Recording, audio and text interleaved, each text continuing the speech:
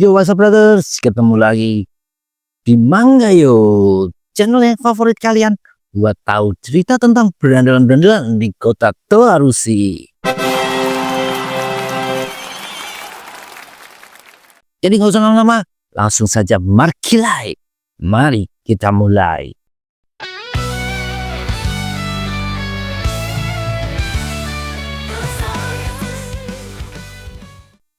Kawachi Teso dan Takeshi Nanba berkunjung ke toko bento dan malah menemui ibu Takeshi sedang dibentak-bentak sama 5 orang berandalan.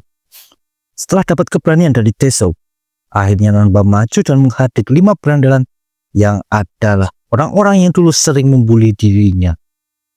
Kelima berandalan itu berteriak balik karena tidak suka diganggu.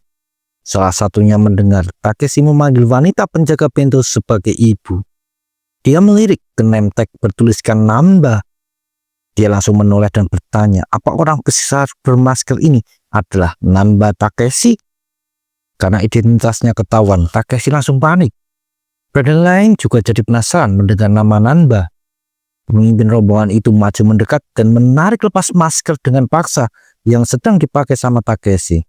Dia tersenyum karena dugaannya benar. Dia meneriaki Takeshi dengan suara keras karena tadi sudah berani membentaknya. Takeshi menoleh ke arah Teso, tapi Teso diam saja tak bergerak sambil menatap Takeshi dengan tajam. Tahu-tahu Takeshi ditendang dari belakang. Takeshi balik badan dan ngomong kalau tingkah kelima orang itu mengganggu pengunjung yang lain. Dia mengajak mereka pindah ke tempat yang lain. Tapi para berandalan itu tidak terima disuruh pindah tempat. Tahu-tahu Teso merangkul 2 orang dari belakang. Lama tak jumpa ya keparak, saat Pak Teso. Mereka pun segera panik mengenali Teso yang pernah menghajar mereka semua. Teso bilang agar jangan bikin keributan di tempat itu karena mengganggu pelanggan lain. Sambil menyeret 2 orang, Teso bilang agar 3 sisanya ikut pergi juga. Takeshi menoleh ke ibunya dan bilang kalau semua akan baik-baik saja. Teso dan yang lainnya pindah ke parkiran basement. Para berandalan itu tambah panik pas menyadari Kawachi Teso adalah member armamen. Tidak penting aku member armamen atau bukan, seru Teso. Dan mereka malah mengatai Takeshi datang dengan membawa tukang pukul. Teso segera berteriak agar mereka diam. Teso berkata dia tidak suka melihat tingkah kelimanya yang sok-sokan di depan orang yang mereka anggap lemah. Teso juga bilang Takeshi sedang berusaha melawan balik dan mereka malah mengeluh dengan banyak alasan. Dasar sampah, bentak Teso. Mendengar itu, kelima berandalan jadi diam. Tapi Teso ngomong, dia akan diam saja dan tidak akan ikut campur. Teso bilang kalau Takeshi yang akan meladeni kelimanya sendirian. Mereka yang mengenalnya sebagai Nanba si penakut tentu tidak percaya.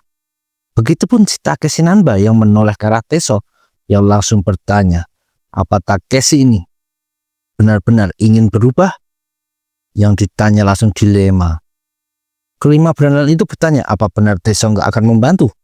Dan dijawab dengan bentakan agar jangan banyak nanya atau akan diajar lagi. Kelimanya pun bersiap, lalu maju mengepung Takeshi. Mereka berteriak marah agar bocah besar itu tidak meremehkan mereka dan mulai menyerangnya. Satu tendangan bikin Takeshi kesakitan. Dan kelimanya pun menyerang bersamaan. Takeshi langsung jadi sandbag besar yang terkena pukulan dan tendangan berulang kali. Hei Nanba, jangan mimpi bisa melawan kami berlima ya. Jangan pikir mewarnai rambut bisa bikin kamu kuat. Terdengar teriakan kekesalan ditujukan pada Takeshi Nanba. Satu pukulan ke perut bikin Takeshi jatuh terduduk. 5 berandalan itu tertawa dan mengejek karena berpikir Takeshi Nanba memang lemah dan tidak punya keberanian. Mereka pun mulai memukuli Takeshi lagi.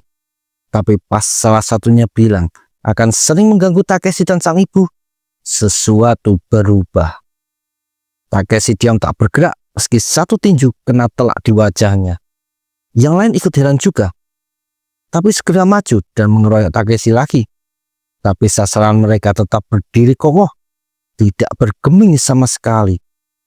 Kini kelimanya mulai merasakan firasat buruk melihat target mereka tanpa berbeda. Mereka jadi panik, sedangkan si pemimpin berteriak kesal karena teman-temannya malah takut. Padahal lawan cuma satu orang saja. Tapi saat ada satu yang maju, Takeshi Nanba menghajarnya dengan pukulan keras, bikin orang itu melayang tinggi di udara dan terlempar beberapa meter jauhnya. Takeshi melihat ke arah kepalan tinjunya sendiri.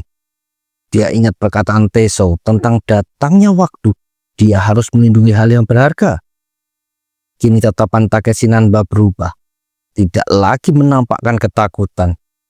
Sedangkan orang di depannya kebingungan. Padahal Nanba yang mereka kenal itu penakut, tidak berani melawan. Apalagi beberapa saat sebelumnya cuma diam saja dipukuli. Bahkan pukulan tadi terlihat sangat keras. Seseorang bergumam kalau Takeshi ini seperti tank. Tapi si pemimpin tidak mau kalah. Dia berseru kalau ini 4 lawan 1. Harusnya mereka lah yang menang. Tak berapa lama kemudian, mereka semua sudah terkapar di lantai parkiran dengan muka babak belur. Takeshi masih berdiri tegak. Dia mendengar langkah kaki di belakangnya dan dia segera mengayunkan tinju. Tapi Teso menangkap pukulan Takeshi itu. Teso ngomong kalau semua lawannya sudah kalah. Takeshi bertanya apa dia sudah melakukan hal yang benar. Teso bilang tadi Takeshi seorang diri melawan 5 orang. Dan tadi itu sangat bagus. Lagi pula mau tak mau pun harus dilakukan. Takeshi Nanba diam lalu berkata dia cuma takut hal seperti ini akan terjadi lagi. Teso menepuk pundak sahabatnya dan bilang agar tenang. Karena dia pasti mau membantunya. Mendengar itu bikin Takeshi jadi lega. Hari berikutnya, Teso sibuk berlatih memperkuat otot. Dia juga meneruskan pekerjaan beratnya bersama Takeshi sesuai rencana sebelumnya. Suatu malam, teman Takeshi yang bernama Yuki menemuinya karena mendengar kabar tentang Takeshi yang sudah tidak lagi mengurung diri di kamar, bahkan sudah bekerja. Dia senang melihat Takeshi Nanba sudah berubah, termasuk cara bicara yang terdengar tidak takut-takut. Takeshi tertawa kaku dan bilang kalau ini semua berkat Teso yang menasihatinya agar Takeshi merubah cara bicara supaya tidak diremehkan sama orang lain. Meski begitu, Takeshi bilang dia merasa belum terbiasa. Yuki tertawa dan ngomong kalau itu memang kelihatan. Lalu Yuki menunduk minta maaf ke Takeshi. Dia bilang selalu merasa bersalah. Takeshi malah bingung kenapa temannya minta maaf. Yuki ngomong dia sering melihat Takeshi dibully sama orang-orang, tapi dia tidak berani membantu. Takeshi menyaut kalau soal itu hal biasa dan tidak perlu minta maaf. Tapi Yuki ngomong dengan diam saja dia merasa sama kayak para pembuli tersebut. Takeshi langsung menyela kalau itu tidak benar. Mungkin iya kalau saat itu Takeshi minta tolong, tapi Yuki menolak membantu. Tapi nyatanya Yuki selalu memperlakukan Takeshi dengan baik. Tidak seperti teman-teman yang lain. Apalagi Yuki terus-terusan datang menyemangati agar Takeshi mau berubah. Dan buat itu Takeshi sangat berterima kasih. Yuki pun terdiam lalu berkata kalau Takeshi itu sangat kuat. Dia juga berjanji mulai sekarang kalau Takeshi Nanba butuh bantuan, Yuki akan selalu siap membantu. Mereka pun berjalan pergi. Sambil Takeshi nanya apa Yuki masih berlatih bela diri di dojo. Yuki cerita kalau ada anak baru di dojo tersebut bernama Fujishiro dan kelihatannya sangat berbakat. Tak lama kemudian Takeshi pun pulang dan disambut ibunya yang kini selalu tersenyum melihat sang anak yang sudah berubah. Si ibu bilang tadi dia melihat sesuatu yang menarik, sebuah masker yang dijual di toko barang antik. Ibunya ngomong benda itu akan cocok sekali buat Takeshi. Tidak lama setelahnya, Nanba Takeshi diajak Teso buat bergabung ke armamen. Yang jelas kekuatannya memang cocok buat di geng tersebut. Dan sejak itu, nama Silent Tank Nanba mulai dikenal dan akan memperkuat armamen sampai generasi berikutnya. Air hujan mulai turun membasahi area pemakaman. Seseorang berjaket hitam berdiri lalu menoleh ke atas. Dia adalah Nanba Takeshi. Dia menoleh lagi ke nisan bertuliskan Kawachi Teso. Nanba bergumam, apa yang akan Teso lakukan kalau melihat dirinya sekarang ini? Mungkin kamu akan bilang agar aku tidak melakukan hal bodoh seperti ini. Tapi aku harus melakukannya. Aku harus memikul simbol tengkorak ini sedikit lebih lama lagi demi menebus rasa bersalahku, kata Takeshi Nanba. Kita tahu ini kejadian setelah Teso meninggal dan armamen generasi 7 sedang perang melawan Blackjet Scorpion. Nanba bilang dia melakukan ini agar bisa melangkah maju, sama seperti dulu ketika Teso datang ke rumahnya dan memaksa Nanba keluar dari sudut kamar. Takeshi Nanba sekali lagi melihat ke langit. Saat itu, kamu bilang kalau kamu juga ingin berubah kan, Teso? Kata Nanba.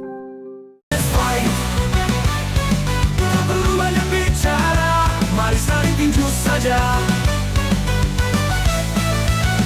Kami bukan jago